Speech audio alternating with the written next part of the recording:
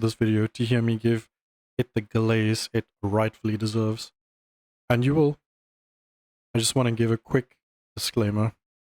Unfortunately, I am currently sick and I'm taking a bunch of medication which makes me feel a bit loopy. My voice probably sounds a bit off. I apologize for that. I watched this movie last week Tuesday, as of the time of recording. It's been exactly a week. So you can imagine how much I want to gush about this movie, since I've been recovering in bed for close to a week now, and this movie's been living in my head rent-free. I went to go watch this movie in IMAX, and I got these cool character cards for free. I've put them up on screen now so you can have a look. It's a pretty cool memento to have for watching it. I got Denji and Reze, which I'm happy about. I even have a little Pochita, which is pretty cute. The first thing I want to talk about are some of the characters. The first character being Power. I love Power. She is one of my favorite characters. I unfortunately wasn't a fan of her new design, specifically the horns. They felt a bit much, but I was glad to hear that there was a lore reason as to why she had them. I was kind of upset that she didn't have a lot of screen time in the movie, but I quickly came to realize that this is a good thing. Power is very loud and likes to announce things. She would have taken the spotlight away from the newer characters who needed the time to shine. The next character benefited from this a lot. I'm talking about Beam. Initially, I didn't like Beam. I thought his design was kind of weird, and he was very loud and obnoxious. It felt like a cheap replacement for Power. For all of you rushing to the comments, you can put the pitchforks and torches down. I will gladly admit I was wrong.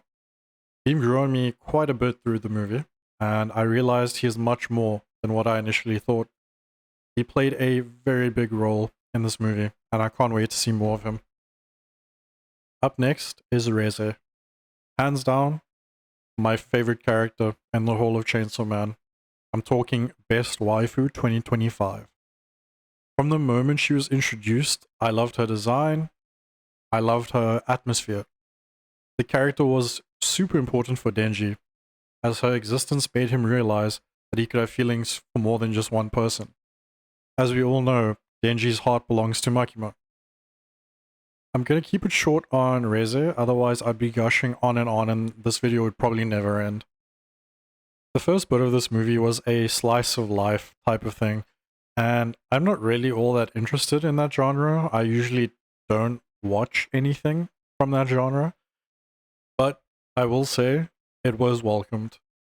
From the moment Denji became the chainsaw devil, there's been a lot of combat throughout season 1. And yes, while that combat is really fun to watch, it's kind of also nice just to see him, step on the brakes and live life. I mean, he's technically living the life that he's always dreamed of currently. So I feel like that was a very interesting thing to get to see. Next, I would like to talk about the music. The music in this movie was phenomenal. It hit all the right feelings at all the right times. There was never a moment where I thought the music was too much or I wasn't understanding a certain feeling portrayed by the characters. It was perfect. I feel like the music went hand in hand with the beautiful animation that this movie had to offer. If you've seen the movie, then you know about that pool scene, and it was amazing. Hands down, I think it was the best scene in the whole movie. There's a bit of a controversial take going around about Denji and Reze being naked, and I understand that they are both kids, and it's a bit weird to be looking at a naked kid. Like, I would assume nobody sane would do such a thing. But this is my take on it. I don't think there was anything sexual shown. In that scene, you couldn't really see much. It was kind of censored. I believe the scene was more so trying to portray that there's a lot of innocence and it's pure between Denji and Reze. Despite how beautiful and charming this movie came across, this movie had a lot of sadness in it as well. specifically near the end when Reze dies.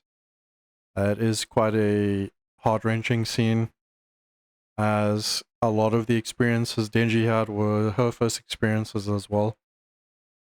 She was going to leave, but she realized she actually did care about Denji, so she wanted to make her way back to him. Unfortunately, Makima caught her and killed her. It's kind of sad when you realize that Denji was sitting right there. If he just turned around, he would have seen her through the window. And Denji will never know that she actually came back for him, which is quite sad in its own way. Before going to watch this movie, I decided to rewatch season 1. It had been quite some time before I watched season 1. I can't remember how long exactly, but it was quite a bit of time, so I couldn't remember everything. I decided to watch it in dubbed. I believe the first time I watched it in subbed, and I kind of assumed with this movie coming to the West, it would be in dubbed, so that's why I decided to watch dubbed. Now, for those subbed and dubbed elitists, just know I watch both in dubbed and subbed. I just prefer to watch whichever sounds the best. I don't really care. I'm fine with reading subtitles. I'm fine with listening to English. It just depends how it's done.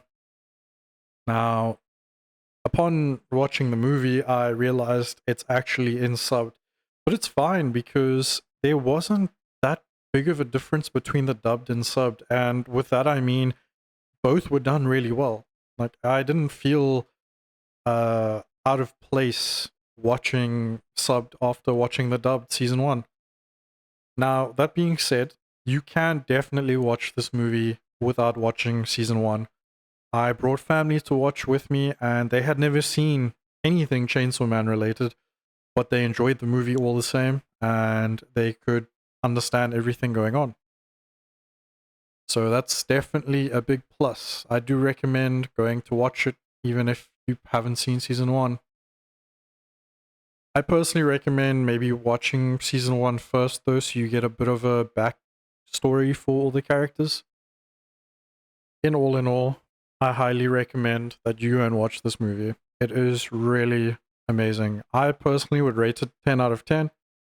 As they say, absolute cinema. It was amazing to see.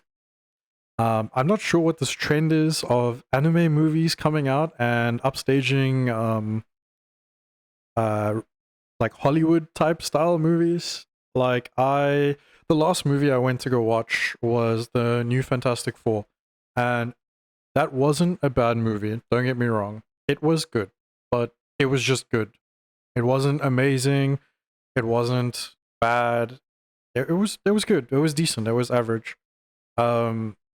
This movie was insane. The Chainsaw Man movie, specifically, it was really good. I didn't watch the Demon Slayer movie. I do plan on watching it, just not right now. I heard that one was also really, really good. And we have the Jujutsu Kaisen movie coming out around the corner as well. There's quite a few anime movies coming out, and it's pretty cool to see it's becoming the norm. And with that, I'm going to end it here. I don't want to go too much more into the movie. I feel like this is something you should experience on your own. I just wanted to talk about it a little bit because I really did enjoy it. It's one of my favorite movies, and I hope you feel the same way. Please let me know in the comments how you feel about the movie. I will say now, you can go into as much spoilers as you want. Those who don't want to see spoilers, please don't go into the comments. Just let me know. How did you find the movie? Did you think it was good? Did you think it was bad? Do you disagree with anything I said? Just let me know. And if you've stuck around this far into the video, thank you very much. Please don't forget, hit the like button, hit the subscribe button if you want to hear more. And I can't wait to catch you guys in the next one. Peace.